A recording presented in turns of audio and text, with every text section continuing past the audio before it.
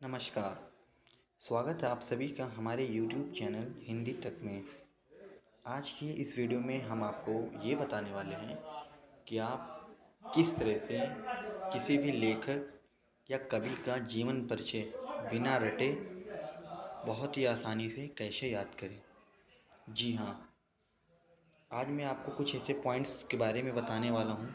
अगर आप इन पॉइंट्स को अच्छे से 2 से 3 बार पढ़ लेते हैं तो आपको किसी भी लेखक का जीवन परिचय रटना नहीं पड़ेगा, रट्टा नहीं मारना पड़ेगा। तो 4-5 पॉइंट ऐसे हैं जो मैं आपको अभी बताने वाला हूँ। उन पॉइंट्स को आप ध्यान से पढ़ लीजिए। पॉइंट नंबर 1, सबसे पहले आप ये दिमाग में सोचिए कि इस लेखक का जन्म कहाँ हुआ, किस सन में हुआ। पॉइंट नंबर 2, लेखक के माता पिता का क्या नाम है। पॉइंट नंबर 3, लेखक की शिक्षा दीक्षा के बारे में। और पॉइंट नंबर 4, लेखक को किन किन भाषाओं का ज्ञान है।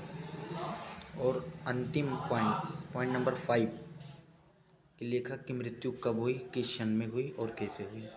तो अगर आप इन पॉइंट्स को केवल याद कर लेते हैं कि लेखक का जन्म कब हुआ, उनके माता पिता का क्या नाम था, उनकी शिक्षा दीक्षा कैसे हुई, उन्हें किन किन भाषाओं का ज्ञान था और उनकी मृत्यु कब हुई, तो आप किसी भी लेखक का, किसी भी कवि का यकीन मानिए जीवन परिचय बहुत ही आसानी से लिख सकते हैं। तो आज की इस वीडियो में हम आपको ये बताने वाले हैं आचार्य रामचंद्र शुक्ल के जीवन परिचय के बारे में। तो सबसे पहले हमने यहाँ पर एक हेडिंग दे रखा है जन्म स्थान के बारे में, कि आचार्य रामचंद्र शुक्ल जी का जन्म सन 1884 ईस्वी में बस्ती जिले के अगोना नामक ग्राम में हुआ था। कहाँ हुआ था? आप बस इतना याद रखिए कि आचार्य रामचंद्र शुक्ल जी का जन्म 1884 ईस्वी में बस्ती के एक जिले जिसका नाम अगोना है उसी ग्राम में हुआ था। उसके बाद में पॉइंट नंबर 2, माता पिता। इनके पिताजी का नाम पंडित चंद्रबली शुक्ल था जो सुपरवाइजर कानून गो थे, तथा माता जी का नाम विभाषी था। तो आचार्य रामचंद्र शुक्ल के पिताजी का नाम पंडित चंद्रबली शुक्ल था और माता का नाम विभाषी था। ठीक, अब पॉइंट नंबर 3 पे हम बढ़ते हैं, शिक्षा के बारे में। बालक रामचंद्र शुक्ल ने एंट्रेंस हाई स्कूल की परीक्षा मिर्ज़ापुर ज़िले के मिशन स्कूल से उत्तीर्ण की। इन्होंने हाई स्कूल अपना कहाँ से पास किया? मिर्ज़ापुर ज़िले के मिशन स्कूल से। ठीक है। उसके बाद में गणित में कमज़ोर होने के कारण इनकी शिक्षा आगे नहीं बढ़ सकी।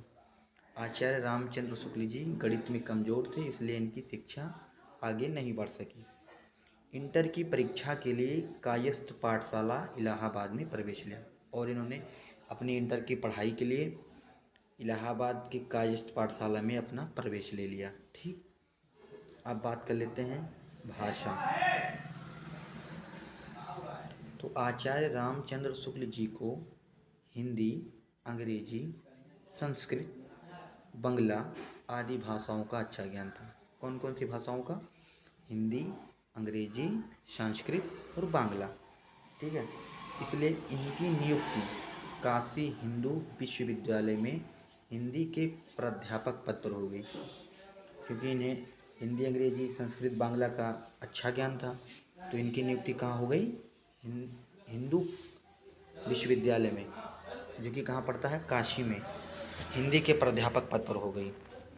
अब इस जीवन परिचय का अंतिम 5वां पॉइंट, मृत्यु।